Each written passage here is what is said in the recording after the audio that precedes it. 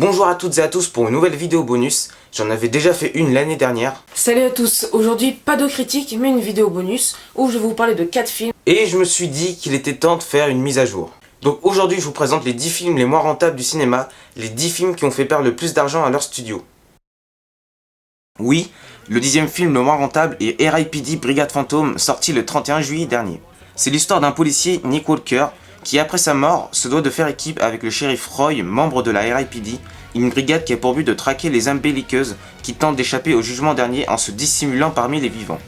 Même si au casting il y a Jeff Bridges qui a quand même joué dans Iron Man et Tron, et Ryan Reynolds dans Green Lantern, le film n'a pas du tout marché car il a fait perdre 116 millions de dollars à Universal.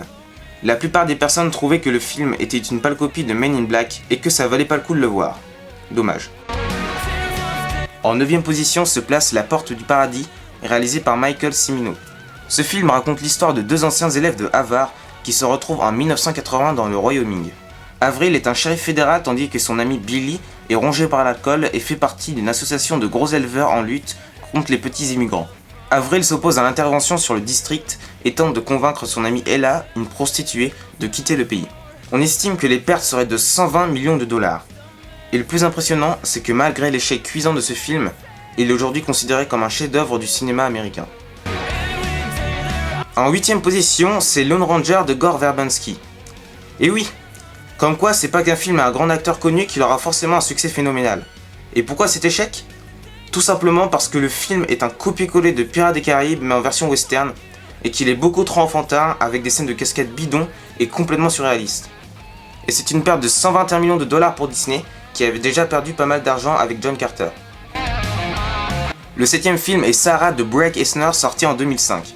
C'est l'histoire d'un explorateur qui se lance dans une chasse au trésor, qui va le conduire dans les régions les plus reculées d'Afrique. Il va rencontrer une femme médecin qui est persuadée que le trésor a un lien avec une menace redoutable pour le monde. J'ai pas vu le film, mais je sais qu'il y a eu beaucoup de problèmes, car l'auteur du roman à l'origine a engagé un procès contre le producteur, parce qu'il n'avait pas consulté le scénario du film avant, et du coup ça a entraîné des incohérences dans le film. Pour ce film, Paramount perd 121 millions de dollars comme Lone Ranger. La chute de l'Empire romain est en 6e position avec une perte de 126 millions de dollars. Le film raconte la chute de l'Empire romain comme l'indique le titre. Et il faut savoir que pour ce film, ils ont dû construire un forum romain de 437 mètres de long, 251 mètres de large pour 7 mois de construction. C'est l'un des films ayant un des plus grands décors jamais construits pour. Le 5e, Plutonage, est une comédie avec Eddie Murphy qui a été nommé dans 5 catégories dans les Razzie Awards. C'est une cérémonie qui récompense les pires acteurs, les pires réalisateurs et surtout les pires films. Autant dire que ce film a été fait pour être un bide absolu. Je l'ai pas vu, mais en tout cas quand je regarde les critiques sur internet, ça donne pas très envie. En tout cas, le film se passe dans l'espace, sur la Lune, et Eddie Murphy joue le rôle de Plutonage, un propriétaire d'un bar lunaire qui refuse de vendre son établissement à des mafieux de l'espace, et du coup il devient leader d'un mouvement d'indépendance. Village Roadshow Films, la société de production, perd 126 millions de dollars. En 4e position, Final Fantasy et les créatures de l'esprit. Pour l'époque, l'animation du film est juste parfaite. Parfaite pour eux, c'est ça. Mais le film n'a pas trouvé son public et cela provoque la perte de 136 millions de dollars. Maintenant, passons au top 3. Le 3e film le moins rentable du monde est Milo sur Mars, un film Disney. Et d'ailleurs, c'est le 2e dans ce classement, donc ça commence à piquer pour eux là. Ce film a fait perdre 140 millions de dollars à Disney. Pareil que pour Final Fantasy. Mais ce film est pire que Final Fantasy. Pour résumer, c'est l'histoire d'un enfant qui va sur Mars pour retrouver sa mère qui a été enlevée par des martiens. Alors déjà, comment on peut aimer un film avec un scénario aussi recherché, hein ? Faudra m'expliquer un jour peut-être, mais faut arrêter les histoires de martiens. Faut pas croire que tous les jeunes vont adorer ça systématiquement parce que c'est stylé de voir des extraterrestres à l'écran. Non, au contraire. Et tellement que ce film est honteux que dans l'historique des films de Disney sur le site officiel de Disney Pixar, il apparaît pas. Le film est pas là. Le film n'existe même pas pour Disney. C'est une honte, mais une honte. Pourtant, Simon Wells, le réalisateur, a fait dans sa carrière de bons films, comme par exemple La Machine à explorer le temps ou Fievel au Far West. Mais celui-ci, il l'a bien raté. Et des pertes colossales comme celle-ci, n'importe quelle boîte de production l'aurait vite dégagé. Ce que Disney a fait. Enfin, pas tout de suite.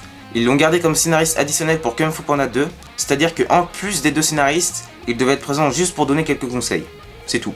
Comme quoi, on n'a qu'une seule chance. Et on continue avec le deuxième film le moins rentable du monde.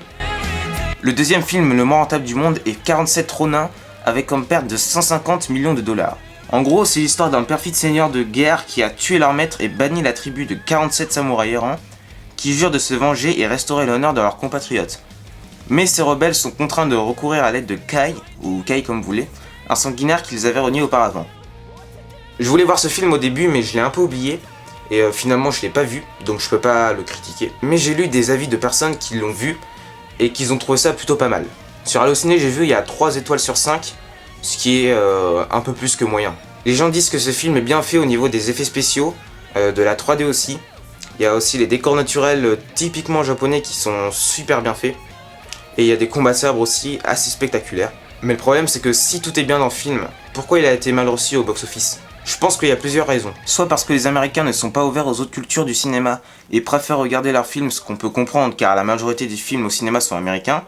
Soit c'est la faute des producteurs qui ont sorti ce film pendant les périodes de fête et pendant Noël. Ou soit le scénario ne tient pas la route et les incohérences se multiplient. En tout cas, le film a été un échec, même si beaucoup de personnes l'ont aimé. Et enfin, on arrive à la fin du classement, parce que c'est assez chiant. Le film le moins rentable de l'histoire du cinéma, c'est ça. C'est le 13e guerrier. Et ce film a eu comme perte 183 millions de dollars. De quoi acheter 55 fois la voiture la plus chère du monde, 8 fois la propriété de Neverland, ou bien, ce que je l'ai noté, 38 529 315 pots de Nutella. Ce qui est énorme. En gros, le film raconte l'histoire d'un homme dont la prophétie l'oblige à devenir le 13e guerrier et combattre contre des démons à l'aide d'un groupe de vikings. Le personnage principal est joué par Antonio Banderas. Le film il est pas mal fait, les décors naturels sont très beaux, mais il y a peu d'intrigue et le film n'a pas fait vibrer la foule. Certains disent qu'il est bancal car il y a plein d'incohérences et d'ellipses, et surtout, les raisons pour lesquelles les vikings combattent le mal ne sont pas dites. Autrement dit, on les suit pendant 1h30, mais on connaît rien sur eux et on ne sait pas ce qu'ils cherchent vraiment.